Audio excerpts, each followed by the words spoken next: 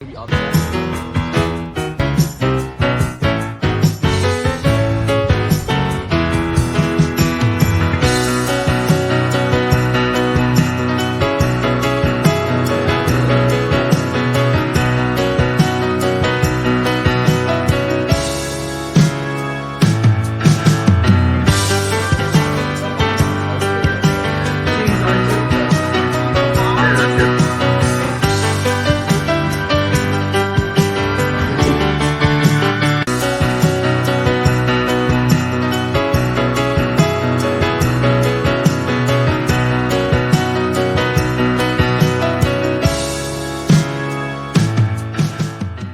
What's up, guys? It's podcast time, and in today's episode, we are talking about the Holocaust, uncovering the dark history, Nazis, and the Jews in World War II.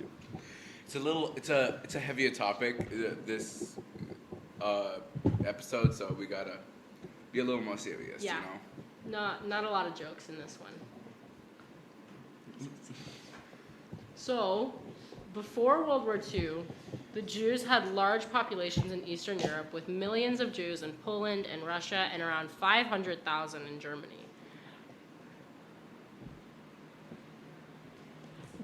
And overall, there were about 9 million Jews in Europe before World War II happened. But there were like 15 million Jews in total throughout the whole world at the time. But they were like in America and other places. So for today's podcast, we have a very special system. We have questions for the audience. So we have a wheel pulled up where we're gonna spin it and we're gonna see who has to answer this question. Minnie, can you ask the question after I spin? They'll just Okay, come up yeah, to the I'll mic ask. and just answer. Yeah, we'll call up whoever gets picked to come up to the mic and answer. All right. Spinning that wheel. Hope! Yeah, come up to the microphone. Hope. Okay, so the question is, how many Jews do you think were killed out of 9 million? 8 million. 8 million? Yeah. Okay, so the answer is actually 6 million people that were killed. That's still a very high number. Yep. Like, very, very not. Okay. Not. Like the Jews were mostly accepted in the countries they lived in, but when Hitler came to power, he didn't like them, and he just had a lot of them killed. I think it was a little more than just not liking them. I I think it was a think- bit racist, but Had a strong dislike and racism towards Jews. the Jews. Yeah. Yep. So there's also this thing called the T4 project, which was very awful. So in the late 1930s, doctors killed around 200,000 disabled people, saying it was to save the purity of the German race using carbon monoxide gas. So they thought they were without value. And we have 2 more questions for the audience. So we're going to spin again.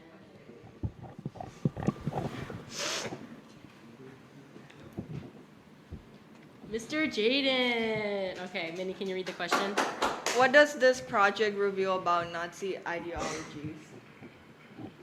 The project where they The killed all the T4. disabled people. The T4 project, killing 200,000 disabled people. Because they were trying to reach Because the. they want to purify Germany and Yeah. purify the world. So what does that reveal about their ideologies? It just shows they were just trying to reach. They had this thing called the Aryan race, which was like the perfect race, which they thought Germans were. Perfect. Like blue-haired, blonde eyes, Air quotes. healthy, and Blue hair, brown eyes. blue hair,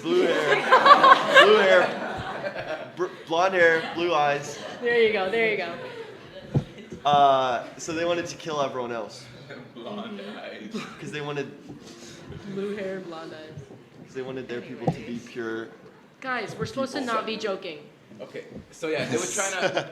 So in their eyes, they were trying to purify Germany and the world because they wanted to be the only race. So they were really racist in all their ideologies, and they wanted a perfect society. But their view of perfect isn't really that great at all. Yeah, it's not great. Not. It's terrible. Okay. Not great. We can be a little bit more opinionated on this. So, Ezra, you want to tell us about the Night of the Broken Glass? in 1938, the Night of the Broken Glass, Kristallnacht saw Jewish homes and businesses destroyed, not just by Nazi stormtroopers, but also by civilians. Jewish men were beaten to death, and 30,000 were sent to concentration camps. Over 1,000 synagogues were attacked, and more than 200 were burned down. Goodness gracious. That's bad. So was that like the first Kind of. thing they started doing against them? Yeah. So there's another question here. We'll just ask this within the speakers, but why would normal civilians participate in this, do you think? Well, Yeah, go. after the German invasion of Poland in like 1939, where they killed many Poles, like especially the Jews, and they liberated people, and like they also started forcing Jews What to are wear you like, doing? the Star of David. That's just opinion. You don't need to What? read. This one's just This is opinion. just your it's opinion. based. Yeah. So why would normal civilians participate in the burning down of all these synagogues and like beating Why do you think? guys? It's like Peer pressure. That's probably a good I think they really believed in it. some people A lot were of them. normal civilians, but some people just because all these other people around them believed in. I think they did it so they wouldn't be like Targeted, or even just like they would just like call people Jews and just have them killed, even if they Maybe weren't. out of fear for their own. because they wanted to protect themselves. It's like their survival. It's just they thought it was more important, so they would join in with this terrible killing and Also- destruction. What we talked about in earlier episodes, they had like these like youth groups, but to teach them about like the Nazi ideologies and to make them believe in that, and it was kind of like brainwashing them into believing that the Nazi belief system and everything was correct. So a lot of the young people at the time, they grew up Yeah. and they believed in this, so they went out and did whatever Hitler But would also just tell them to normal do. civilians. So like even people who weren't indoctrinated would participate in this just because of the pressure of the society around them, and because they were under the military rule of the Nazis, so they did not want to go out of line because that would end up in their death. So they would do these terrible things to save themselves and their families. Yeah. So, in 1942, Hitler and his men decided to unleash their plan called the final solution of the Jewish question, and they started shipping all the Jews to concentration camps. And Hitler originally wanted to deport all these Jews or make their living situation so bad that they died, but at the start of World War II, the plan for the Holocaust was made since the people of Poland weren't becoming slaves quickly enough and the Jews not dying fast enough. So then Hitler changed his plans from sending the Jews to other countries and just sent them. Who wrote that? And just immediately, like, just killing them on the spot instead of sending them. What? What is it? Who wrote "Send Them Straight to Heaven"? Actually, who the heck wrote that? I mean, So who wrote that? We won't. No names. Just Okay, just anyway. leave that. What would it have been like if Hitler had stuck with you his guys are original such non-genocide overreactors. If he stuck with his original plans, like that would just not just kill them all immediately. Like a lot of them would be in these labor camps doing labor, but it would also like cost a lot because all the trains, all the transportation, all the food to keep them alive, like it would have cost him a lot, and it would have also made them weaker by spending resources on them. So if he didn't just like exterminate them, it would be better for him financially just to kill them instead of sending them away and wasting resources on them. And I think that's why he chose to kill them immediately. So what if if Hitler had stuck with his original non-genocidal plans? Well, We already asked that. You did? Yeah, we yeah, did. I did answer that. Okay, how about we ask the next question to the Okay. audience? Audience, Wait, we spin the wheel and learn. spin that wheel. Yeah. Do. No. But first, some background information. So in 1943, the Jews of the Warsaw Ghetto uprising used borrowed guns from the Polish resistance to try to resist the Germans, but the Germans killed most of them. So now ask. Now, who got? Okay, yeah, it was Jada. Jada, come on down. This is a question. Come on down. How do you think the Jews felt after their failed attempts to resist the Germans? Would they have lost hope? I think that before they even went to the concentration camps, that they were being mistreated all over the place. And I think that they tried to resist the Nazis, like even if they tried, no matter how hard, like it was just not on their side. So I feel like they probably would have lost hope even not being in the concentration camp because they can't resist and there's like not really anything there to help them yet. Yeah, good answer. Yep. Now we're going to talk about the concentration camps of World War II. So, Ezra, can you explain to us what concentration camp means? These were like camps where prisoners of war or politics were kept, usually like really harsh conditions where a lot of them would die. Yeah, and they're more like giant prisons, a lot different from the extermination camps that were used in the later part of the wars, right? Oh yeah. The Nazis are most well known for using the concentration camps, but they weren't actually the ones who created them. Huh. Even though they established over like 1,000 during the Holocaust, and they started establishing them immediately after Hitler became chancellor. So the first camp was called Nora and was made in a school.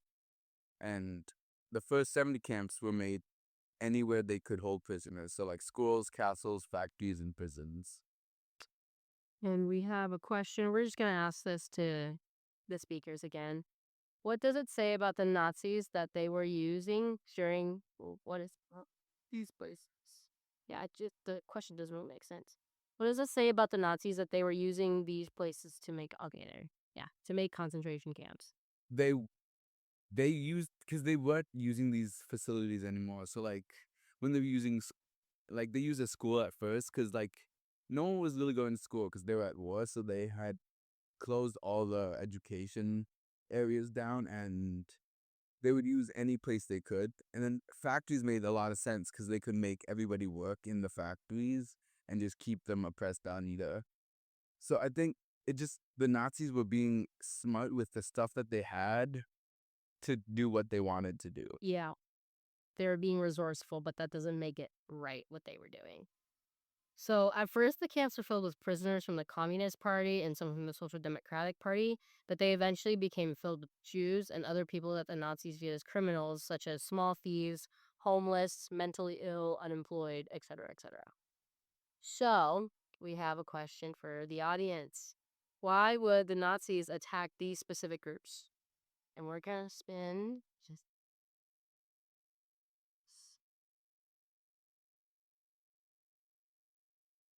Prin, come on down. Yeah, Prin. What's the question? Question is, why would the Nazis attack these specific groups? Groups of people. So like yeah. small thieves, homeless, mentally ill, and unemployed. Because the Nazi thought they were not perfect and like not pure, so they like wiped those people. So like, you're trying to say they were not part of the Aryan race and they weren't in the they weren't seen within the plan of the Nazis. They weren't working. They weren't useful to the perfect Nazi society. Yes. Good job. Thank you. Thank you for that answer.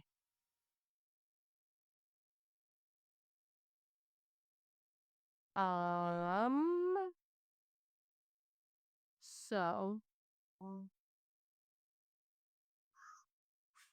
In the beginning of World War II, the numbers went from 21,000 to 70 to 80,000 prisoners. So then how would this sudden increase have an effect on what went inside the camp? So like how would it affect the lives of the prisoners? I think, because this is the numbers that were in the concentration camps, right? Yeah. Yep. So I think it probably would have been a lot more crowded in those concentration camps, like less food. The conditions would have been so much worse because when there's more people, there's more it's more likely that there's going to be diseases and just a lot of stuff. And yeah, it would have been a lot worse because there's a lot less space, a lot more. Like, I feel like the soldiers would also view them as more of like numbers and not as people because they did view them like that before. But like, even when there's so many people, it's like they would probably view them more as like numbers and they wouldn't view them as human lives as much even anymore. So, would have been very bad. So, Jewish leaders were forced to send members of their communities to be resettled in the East, but they were actually sent to extermination camps for the women and kids to be killed and the men to be worked until they died. And any Nazis that said no, Nazis, there were some that could say no, so they were reassigned. But I think it's interesting that When it says reassigned, like what does that mean? yeah, I don't know. They could have just given a different job. I think they're like because there were people that said no. Like you could have said no, but I Yeah. think a lot of people were scared to say no because of what they did to the Jews. But it's like, Well, also, if you did the job, but you'd probably get a better rank in the army yeah, because you're following orders of what someone tells you to do. That's basically all they or. So if, yeah, they would probably get rank higher as they get. So how do you think these people who were disagreeing with the Nazis felt? I think the question is like Like not that is The Nazis that disagreed with the other Nazis, yeah. I mean, I think they were probably. I would be sick. I would be scared to say no, but I feel like they're brave. They're brave for saying no for sure. And I think it's interesting that they say no. Like, it's good that they say no to this, but it's interesting that they say no to that and like not other things. But yeah. So the women in these camps also tried to keep celebrating Jewish holidays and birthdays by caring for one another and like strengthening. Um, and yeah, it was very helpful because the women tried to support each other and make it more like home, even though it was terrible conditions. So back to the concentration camps. The most popular one is Auschwitz, and not popular, but like most well known. Yeah. I mean, it might have been more popular too because But like a lot of Auschwitz isn't just one camp. It was like a complex of 40 different camps in Poland. So like, yeah. I think if you haven't been there, you wouldn't actually know that it was not just one big giant camp. yeah, because the way that people talk about it, it sounds like one big camp. Yeah, so like 1.65 million people were detained, and about 1 million of them died in Auschwitz. That is- So after the Allies claimed victory, the camp slowly became liberated, but many still died in the process of death marches. The Germans last tried to move the prisoners away from the Allies. And we have some more questions. For the audience or for Let's do first one for the speakers, second one for the audience. So why do you think it's important to learn about the history of concentration camps and share these stories with others today?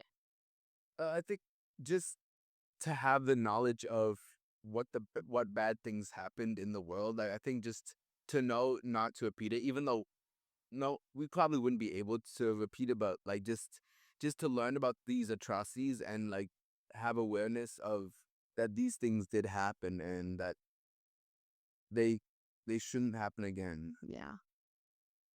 Because I think that I'm not saying this is necessarily what was happening with concentration camps specifically, but I know there's a lot of like, especially back in that time, like people didn't know all that was happening. Like they didn't know the horrors. And there's still people today that like deny, like that were Germans that deny that this actually happened because they were civilians and the German propaganda during that time was like, we would never do that, like all that kind of thing. So it's like, Yeah, I think also off of that, like even if there's like less extreme examples, we can learn just like to not marginalize groups and like try to ostracize them and get them away. Like, I think you can learn that this wasn't bad. This was an extreme example, but we should do it in the modern society of today. Yeah. In like less extreme examples, because it's still like the same, not the same thing, but yeah. like a different level. Okay, and now for the second question. We're gonna spin the wheel. And Levi, come up to the front. Got the pistol. So the question is, what do you think life was like for the prisoners at Auschwitz and other camps? How might the mental and physical toll of living there have affected their ability to survive? That's a long questions. I think the prisoners started to feel not human, like they lost their humanity, and because of the condition they're living, and they barely kept their hope alive. Yeah. So what do you think the mental and physical toll of being there was like? It's your opinion, not reading off of the document. Well, what's the question again? How might the mental and physical toll of living there have affected their ability to survive? So just living there and just being in that situation, man, I was boy. You just like being in that situation. How would it Affected their bullet spots. So They would surely depress, Yeah. be depressed and physically and both mentally ill. I think. So it started to deteriorate. Oh yeah. Yeah. Good to know. Yeah. Mm. Okay, thank you. Good answer. So, there were many revolts and uprisings still, like the Sonderkommando Revolt in 1944. There were a bunch of women prisoners in Auschwitz that smuggled in explosives, and the men used it to like try to blow up the crematorium, but they all died. So, like a lot of times, the revolts that were inside the camps, like I don't think any of them were super successful. Like I have not heard of a very successful uprising inside a concentration camp. But we try to remember the hopeful survivor stories, but have to remind ourselves how a lot of people like didn't make it, and yeah, a lot of people died. So let's talk about Adolphus Hitler. Adolphus. I did not know that was his full name. I don't know. I don't think that's real. That is Adolf.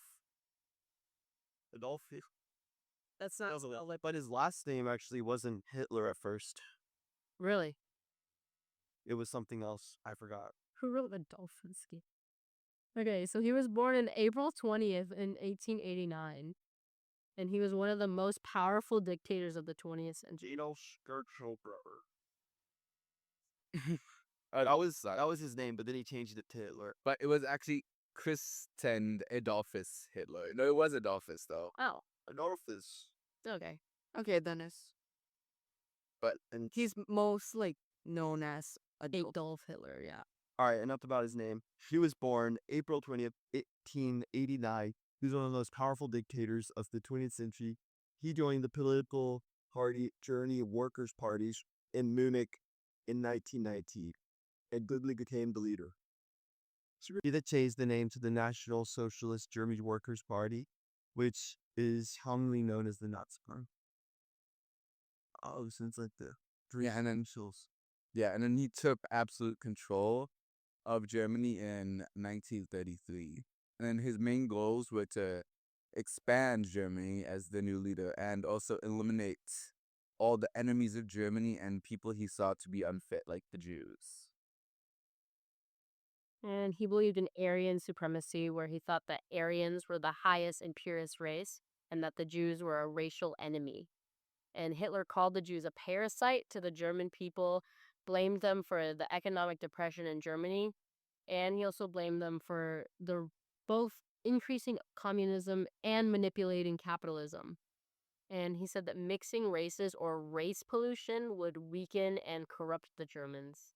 He not only destroyed their lives, but to get rid of their culture, he got rid of their culture entirely by destroying Jewish synagogues and schools. And he also used propaganda like posters and movies to make the Jews seem like the bad guys. So, just from your prior knowledge, Yes. how did Hitler gain power? So can you bring someone up? Yes, okay. This one's gonna be tough for you guys because this you gotta remember from your brains. What we learned. Tell us. Sam. So, no, don't be.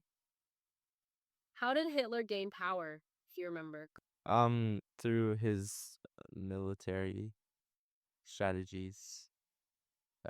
Expand on their answers. Hmm, through his let me think for a little bit.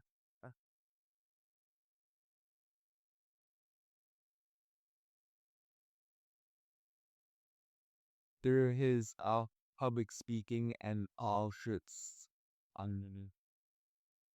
Yeah, is taking control, control, and like really Because not been.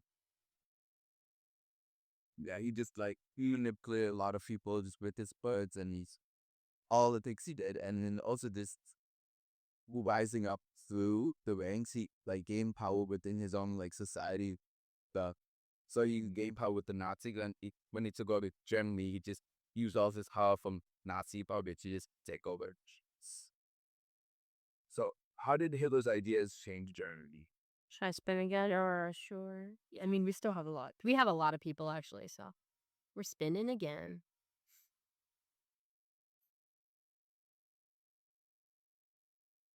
Yeah. Yeah. Okay. A question. How did Hitler's ideas change Germany? He transformed Germany to a totalitarian state. Mm-hmm. Good answer. Good answer. Now we're gonna talk about Anne Frank. yeah, and Want to talk about Amory? Oh, Ezra. she's an important. Let's make like a summary about her so that you could talk about like the other topics more. But we dark the weeds. Even the weeds.